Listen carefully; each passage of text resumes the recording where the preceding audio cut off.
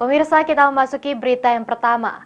Pasca Idul Fitri 1444 Hijriah, beberapa hari ini sejumlah harga di Pasar Indralaya, Kabupaten Oganilir masih tinggi. Salah satunya harga daging sapi yang masih di Rp150.000 per kilogramnya, di mana sebelumnya di angka Rp170.000.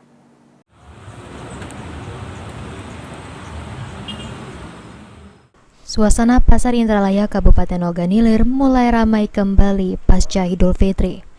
Namun belum banyak pedagang yang menjual dagangannya di pasar tradisional Indralaya ini. Sejumlah harga pokok di pasar ini masih mengalami tinggi sebagaimana H-1 Idul Fitri kemarin.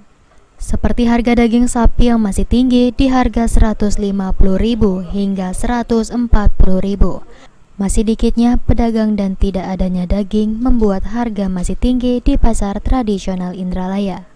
Hal ini juga diimbangi dengan permintaan yang tinggi pasca Lebaran dikarenanya banyak hajatan pernikahan dan mahalnya modal membuat para pedagang terpaksa masih mempertahankan harga tinggi.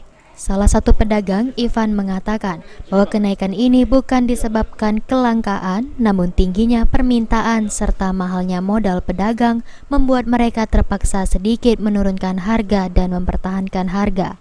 2 hari pasca Idul Fitri ini, daging masih tembus Rp150.000, sedangkan harga tulang di kisaran Rp100.000. Diharapkan 1 pekan ke depan, harga daging di pasar tradisional Indralaya dapat kembali normal, seperti harga sebelum Ramadan.